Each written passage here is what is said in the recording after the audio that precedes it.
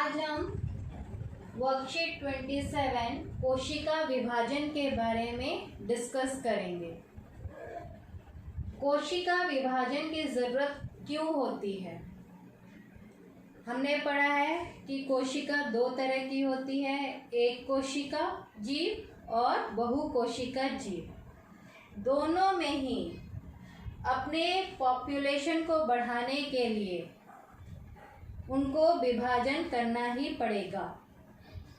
दोनों केसेस में एक कोशिका जीव जब डिवाइड होके दो टुकड़ों में बनती है तो ये दो जीव बन जाते हैं, दो कोशिका बन जाते हैं। तो इस तरह से इनका पॉपुलेशन बढ़ता है। बहुकोशिक जीव में प्रजनन के अंग होते हैं जिनके अंदर कोशिका विभाजन द्वारा ही युग्मक बनते हैं। तो पॉपुलेशन बढ़ाने के लिए भी कोशिका विभाजन की आवश्यकता है और किन किन चीज़ों के लिए ज़रूरत होती है, तो इस पूरे वर्कशीट में हम इसके बारे में डिस्कस करेंगे। सबसे पहले कोशिका विभाजन क्या होता है? जब एक कोशिका विभाजित होकर दो या दो से अधिक कोशिकाएं बनाए तो उसको कोशिका का विभाजन कहते हैं। जैसे यह एक कोशिका है और ये 20 से डिवाइड हो गई, दो टुकड़ों में बन गई और दो कोशिकाएं बन गए, तो ये दो कोशिका में विभाजित हो गई, तो इसको हम क्या कहेंगे? कोशिका विभाजन। जो कोशिका विभाजित होती है उसे हम मात्र कोशिका कहते हैं और विभाजन होने के बाद जो कोशिकाएं बनती हैं उनको हम संतति कोशिकाएं कहते हैं। संतति से संतान शब्द सुनाई दे रहा है तो इसको क्या कहते हैं? संतति कोशिकाएं। तो ये संतति कोशिकाएं जो हैं वो दो प्रकार के कोशिका विभाजन के द्वारा बनती हैं। यानी कि कोशिका विभाजन जो होते हैं वो दो प्रकार के होते हैं। एक है समसूत्री कोशिका विभाजन और दूसरा है अर्धसूत्री कोशिका विभाजन। समसूत्री कोशिका विभाजन को इंग्लिश में हम माइटोसिस कहते हैं और अर्धसूत्री कोशिका विभाजन को हम मियोसिस कहते हैं। अब मैंने पहले बताया था कि कोशिका विभाजन हमें चाहिए क्यों है। एक तो पॉपुलेशन बढ़ाने के लिए, ठीक है। दूसरा, हमारी जो हाइट बढ़ती है, वेट बढ़ता है, वो कैसे होता है? वो कोशिकाओं के डिवीजन से ही तो, विभाजन से ही तो होता है। जो हमारा कोई घाव हो गया, चोट लग गई, तो वो धीरे धीरे कैसे ठीक होता है? उसके ऊपर एक नई परत स्किन की बन जाती है। वो कैसे बनता है? वो भी तो कोशिका के डिवाइड होने से, नई कोशिकाएं बनने से ही तो वो चोट ठीक होती है। तो इसीलिए हमारे लिए कोशिका विभाजन जो है बहुत महत्वपूर्ण है। कोशिका विभाजन जो है अगर ठीक ढंग से हो, नियंत्रण ढंग से हो तो जीव का विकास, वृद्धि ठीक ढंग से होता है। लेकिन कोशिका विभाजन अगर अनियंत्रण हो जाए तो कौन सी बीमारी होती है? आप सबको पता होगा, इसको कहते हैं कैंसर। पहले बनता है ट्यूमर, उसके बाद होता है कैंसर। तो इसीलिए कोशिका विभाजन के बारे में जानना और भी इम्पोर्टेंट हो जाता है। तो जैसे मैंने बताया कि कोशिका विभाजन जो है दो तरह के होते हैं, समसूत्री कोशिका विभाजन और अर्धसूत्री कोशिका विभाजन। समसूत्री कोशिका विभाजन शरीर के किसी भी कोशिका में होता है, सामान्य वृद्धि के लिए या अगर चोट घाव को भरना हो उनके लिए। यानी कि ये नॉर्मल किसी भी कोशिका में ये वाला समसूत्री कोशिका विभाजन होता है।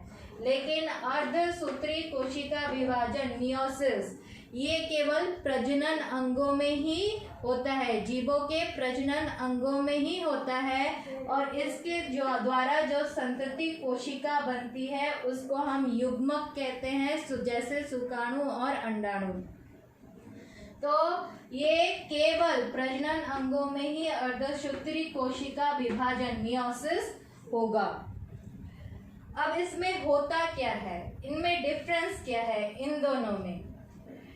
जो समसूत्री कोशिका विभाजन, इसमें हमारा पता है ये कोशिका होती है, कोशिका के अंदर हमें पता है केंद्रक होता है कोशिका, और कोशिका के अंदर केंद्रक होता है। केंद्रक में मैं पहले भी हमने 8वीं क्लास में पढ़ा था और अभी भी पढ़ा है कि केंद्रक के अंदर क्या होता है, गुणसूत्र क्रोमोसोम्स होते हैं, क्रोमोसोम्स। तो ये इसमें हमने जब कोशिका विभाजन शुरू होता है तो ये हमने बस कोशिका के अंदर ये गुणसूत्र ही दिखाए हैं, इस केंद्रक को हमें नहीं दिखाया, बस केवल गुणसूत्र ही यहाँ पर दिखाया है। गुणसूत्र को इंग्लिश में क्रोमोसोम्स कहते हैं। तो यहाँ पर आपके क्रोमोसोम्स हैं। तो यहाँ पर मान लीजिए जो मात्र कोशिका है इसमें 2 क्रोमोसोम्स हैं। अब जैसे ही कोशिका विभाजित होना शुरू करेगी, ये जो 2 क्रोमोसोम्स है ये थोड़े से खुल जाएंगे अच्छी तरीके से।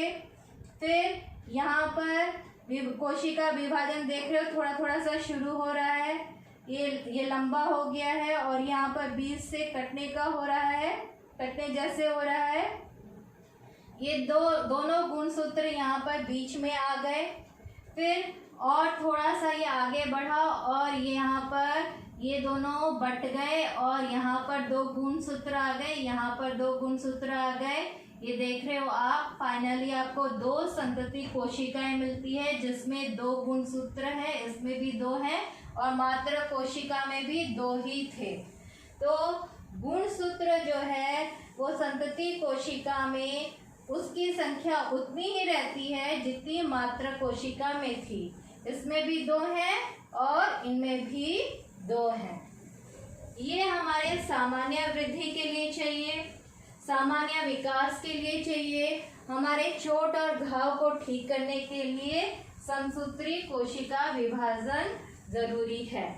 अब हम आते हैं अर्धसूत्री कोशिका विभाजन के ऊपर, जो केवल प्रजनन अंगों में ही होता है। यहाँ पर मात्र कोशिका में जितने गुणसूत्र होते हैं वो सारे के सारे फाइनली यहाँ पर अगर 4 हैं, 1 2 3 4, जब हमारे संतति कोशिका में जाओगे आप पाओगे यहाँ पर 2 गुणसूत्र है, यहाँ पर 2 गुणसूत्र है, यहाँ पर 2 है, यहाँ पर 2 है। उसके अलावा आप देखोगे कि यहाँ पर जो समसूत्री विभाजन था इसमें बस 2 ही संतति कोशिकाएं बनी थी, लेकिन इसमें 4 संतति कोशिकाएं बन रही हैं, 1 2 3 4। और इन चारों में जो मात्र कोशिका में जितने गुणसूत्र थे उसके आधे पाए जाते हैं, इसीलिए इसका नाम रखा गया है अर्धसूत्री कोशिका विभाजन। तो इसमें क्या होता है आप देखिए, सबसे पहले इसमें 2 विभाजन होते हैं।